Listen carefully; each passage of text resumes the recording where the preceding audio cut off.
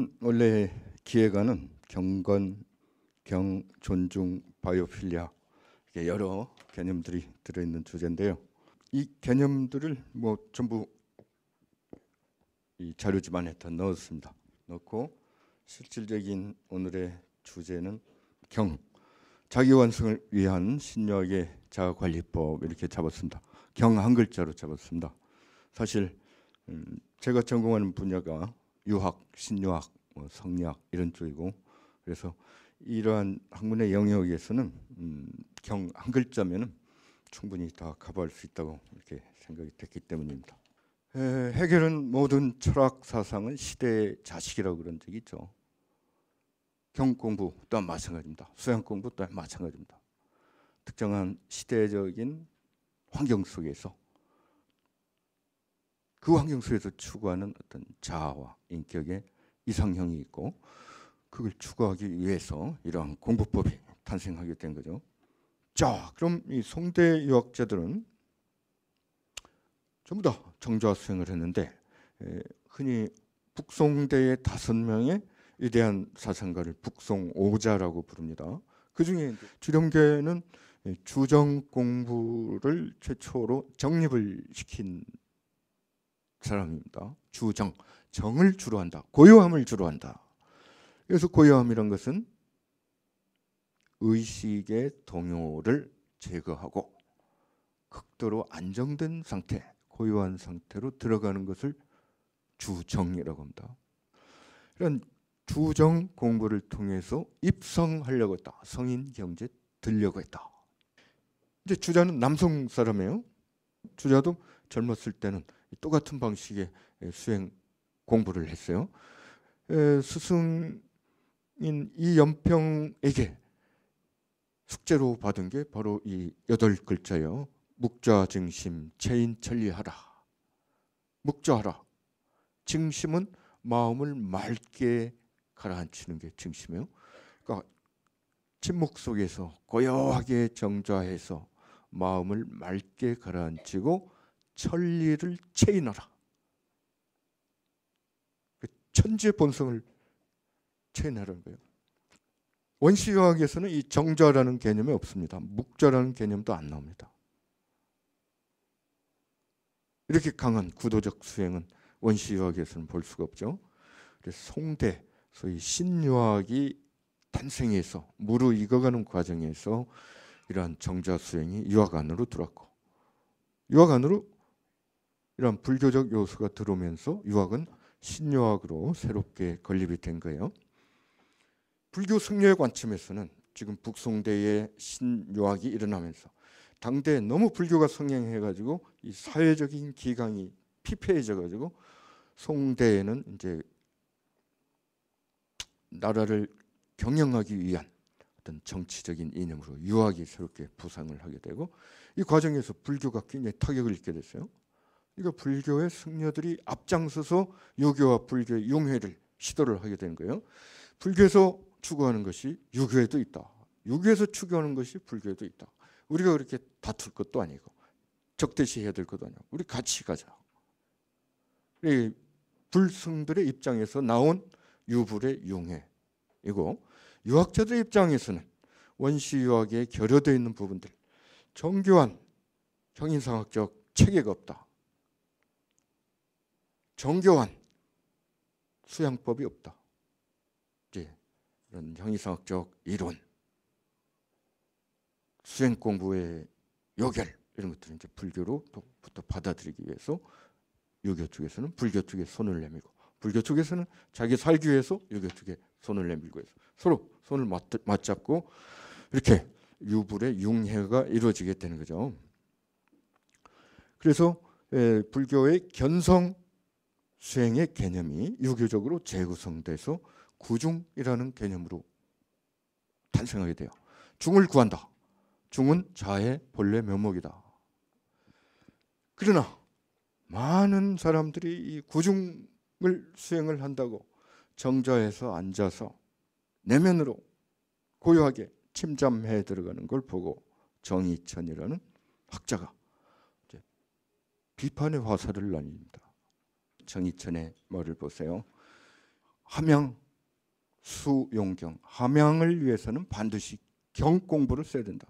하지만 진학 제취지, 학문이 진보하는 거, 지식의 진보는 반드시 취지의 노력이 있어야 된다. 경물 취지.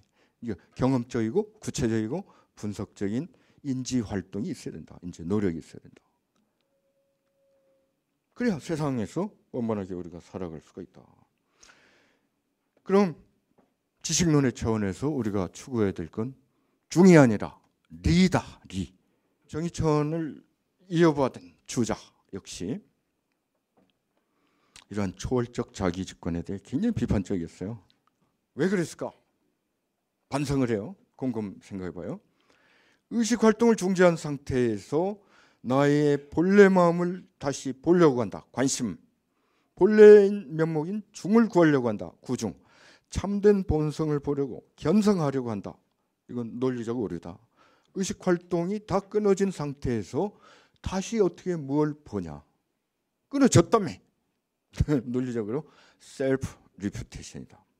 자, 주자는 자기의 수행법이 잘못됐다는 걸 깨닫고 40세가 되던 기축년에 어떤 전환을 하게 돼요. 그걸 기축년의 깨달음, 기축지오라고 불러요.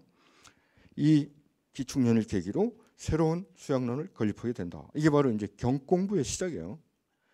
이렇게 이룩한 새로운 수양론을 중화신설이라고 불러요. 이 중화신설의 핵심 요지는 더 이상 깨닫지 않으겠다. 앞으로는 기획이다. 그러니까 견성하면 깨닫기죠. 본래 성품 깨닫기. 구중하면 본래 성품인 중을 역시 깨닫기. 그건 무망한 꿈이다. 대신에 길러 나가는 일은 가능하다. 함양은 함자는 삼수변이 있지만 물을 흠씬 줘서 이 씨앗을 심어놓고 물을 흠뻑 줘서 이게 자라나게 하는 게 함양이에요. 특히 잘 자라는, 물 많이 줘서 잘 자라는 건 콩나물이죠. 콩 대두 넣고 계속 그냥 물 주면 쑥쑥쑥 자라죠. 이게 함양이에요. 우리 본성도 이런 씨앗처럼 잠재태로 있던 거예요. 미발시에 이걸 잘 보존하고 잘 지키고 잘 키워나가면 의식의 지향활동이 전개된 이후에 이발시에는 굉장히 순일하게 우리 의식이 전개될 수 있다. 의식이 전개된 이후에는 성찰해야 된다. 성찰. 그러니까 성찰이라는 것은 동시적 관찰이 아니에요. T1의 시점에 있었던 나의 의식의 잔영을 바로 뒤인 T2의 시점에 바로 짚어보는 거예요. 그럼 여기서 성찰이라는 것은 마치 동시적으로 보이는 것 같은 이 단잠적인 찰나 속에서 나의 의식의 내용이 합당한지 합당하지 않은지, 시인지 비인지, 공정한지 편파적인지 바로 그 거의 순간적인 것처럼 보이는 찰나에 그걸 되짚어보는 노력이 이발시의 성찰이에요.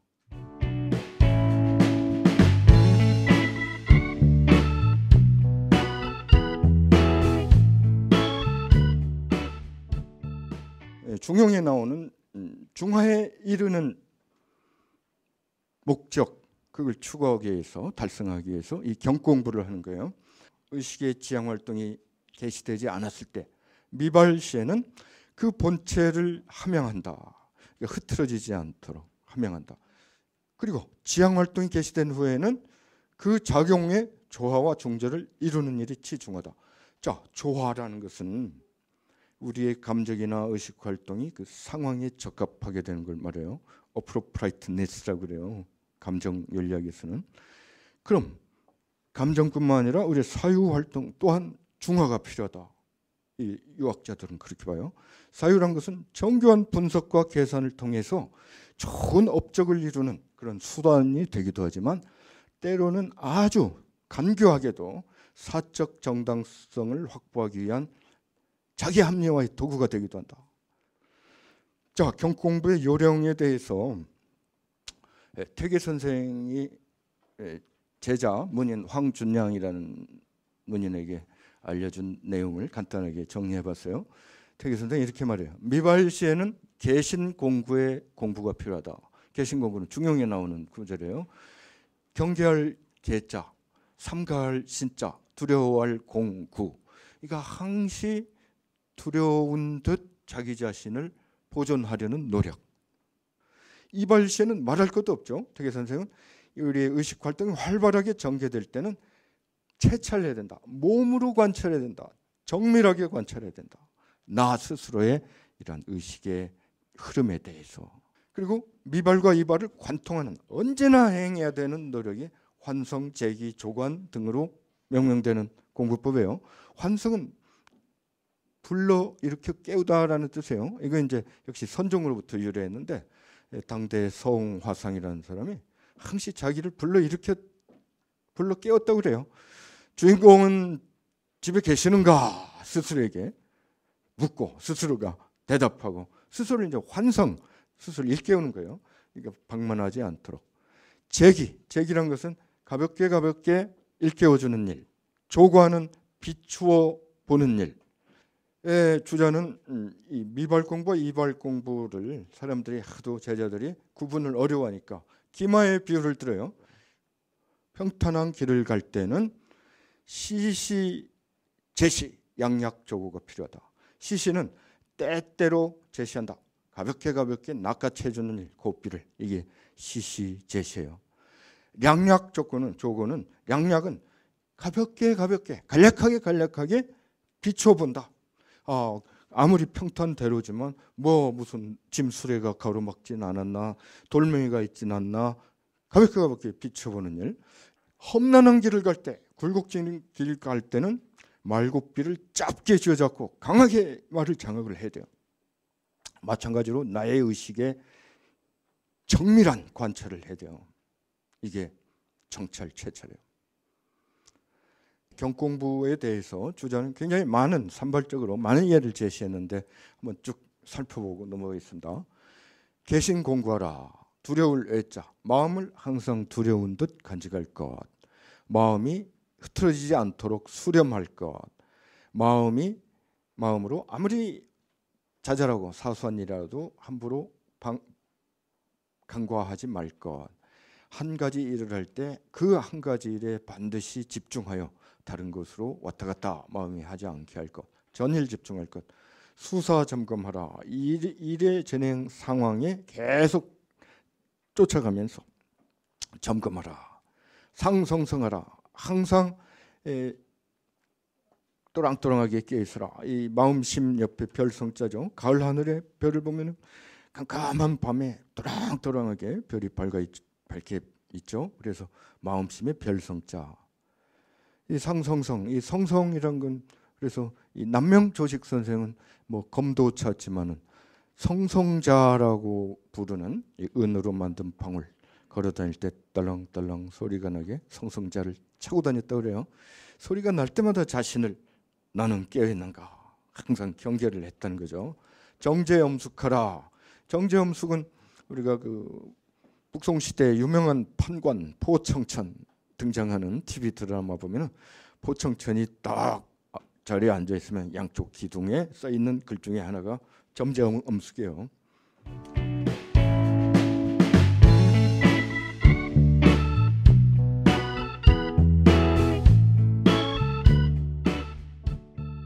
경공부의 효과는 첫 번째는 정신적 안정을 얻을 수가 있다.